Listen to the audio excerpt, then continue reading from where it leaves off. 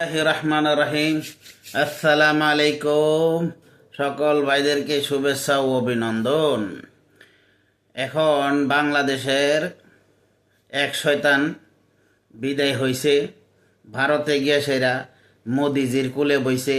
যাক, ভালো কথা, কিন্তু শয়তান তো চলে গেল, শয়তানের শয়তানি কি বন্ধ থাকবে? এখন এগুলা নিয়ে কিছু বিষয় যখন ঘাটাঘাটি করতেছি, তখন দেখলাম আনসার বাহিনীর 60,000-এরও অধিক যেসব চাকরিজীবী চাকরি দিছে, তারা 60,000-এরও অধিক হইল কখনের গোপালগঞ্জের। আর এই আনসার বাহিনী আন্দোলন করছিল কিছুদিন আগে, রিক্সা যারা রিক্সা চালক ভাইয়েরাও করছিল। তো এদের পিছনে ইন্ধন কে দিতেছে খেয়াল করবেন। আর এখন শুরু হয়েছে পাহাড়ের উপজাতি ক্ষুদ্র নিগোষ্ঠীরা শুরু করে দিছে সেনা হটাও, সেনা হটাও, মানে পাহাড় থেকে সেনা সরালে বেলে যায়। তার মানে তাদের জন্য জুমুলেন করার একটা সুযোগ সুবিধা হয়ে গেল। এখন চলেন এবার এই উপজাতিদেরকে নিয়ে কিছু ইতিহাস বলি। তারা আসছে হইল মঙ্গোলিয়া, মিয়ানমার, আসাম, এসব দেশ থেকে এই বাংলাদেশে ঢুকছে। ঢুকার পরে তারা বসবাস করতেছে। যাক, ভালো কথা। যেমন এখন রোহিঙ্গারা ঢুকছে। এখন পাহাড়িদের ইতিহাস নিয়ে সেটা যখন একটু গাড়াগাড়ি করতে গেলাম, গুগলে ঢুকলাম, উইকিপিডিয়াতে ঢুকলাম, শান্তি বাহিনী, এইসব পাহাড়িদের পরিচয় ইত্যাদি ইত্যাদি যখন শুরু করলাম, তখন দেখি বাবা, এই পাহাড়িদেরকে বিশেষ সুযোগ সুবিধা বাংলাদেশ আওয়ামী লীগ দিয়ে গেছে। কেমন? বাংলাদেশের কোন বিভাগের বিশেষ মন্ত্রণালয় নাই, কিন্তু চট্টগ্রামের পাহাড়িদের জন্য বিশেষ চট্টগ্রাম পাহাড়ের মন্ত্রণালয় আছে একটা। বিশেষ কিছু কিছু স্পেশাল সুবিধা আছে তাদের। তারা বাংলাদেশে শিক্ষা গ্রহণ করতেছে, চাকরি নিতেছে, সুযোগ সুবিধা ভোগ করতেছে। আর আমরা বাংলাদেশের আদিবাসী, মানে আদিকাল অনন্তকাল ধরে বাংলাদেশে বসবাস করতেছি, আমরা পাইতেছি বুইরা আঙ্গুল, কিছুই না। তারা বাংলাদেশে সব জায়গায় গিয়ে চাকরি করতেছে, আর আমরা পাহাড়ে গেলে বিশেষ অনুমতির প্রয়োজন পড়ে। কি বুঝলেন? আবার সন্ধ্যার আগে ফিরে আসতে হবে। এক। দুই নম্বর, এখন শান্তি বাহিনীর ইতিহাসটা যখন পড়লাম, উইকিপিডিয়াতে বলতেছে এই শান্তি বাহিনী 1972 সালের পরে তারা নিজের আন্দোলন করে একটা সংগঠন তৈরি করছে। নাম যেন একটু বুঝে নই, তাদের ভাষা অনুযায়ী একটা নাম। এটা শান্তি বাহিনী প্রতিষ্ঠা করছে কে? সত্যজিৎ লারমা। আর হইল বর্তমানে অশোক তালুকদার, তিনি হইল এই বাহিনীর সভাপতি এবং বাংলাদেশ আওয়ামী লীগের সংসদ সদস্য। তো এখন বুঝতে পারতেছেন যোগসূত্রটা করতে কই।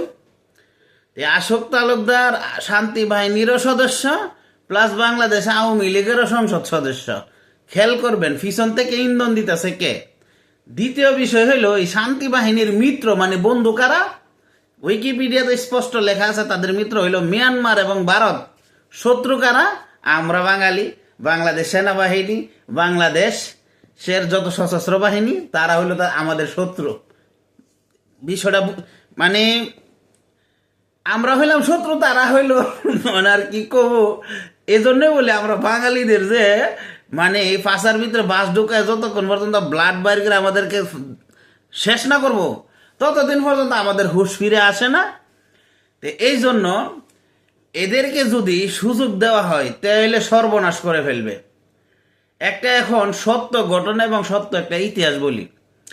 বিশ্বের উন্নতশীল একটা দেশ, সেই দেশটার নাম হচ্ছে সিঙ্গাপুর। এই সিঙ্গাপুরেও আদিবাসী, উপজাতি, এরপর আরো ওই বিভিন্ন ধর্মের হিন্দু আছে, খ্রিস্টান আছে, বৌদ্ধ আছে, এইসব ধর্মের লোকেরা, মুসলমানও আছে। তো এদের ধর্ম নিয়ে জাত বেজাতে বিভিন্ন মারামারি ওইখানে চলতো। তো ওই দেশের সরকার কি করছে? একটা শক্ত আইন তৈরি করছে। সেই শক্ত আইনটা কি? যারা সংখ্যাগরিষ্ঠ আছে তাদের ফ্ল্যাটের মধ্যে যারা সংখ্যায় কম আছে তাদের একটা 5তলা ফ্ল্যাট হইলে একটা ফ্ল্যাটের মধ্যে অন্য এরাও ভাড়া থাকবো। সোজা কথায় মানুষের মিক্স করে লেছে। একটা গোষ্ঠী, একটা জাতি রে কখনো একত্র রাখে নাই। একত্র রাখার মানে হইল তারা আন্দোলন করবে।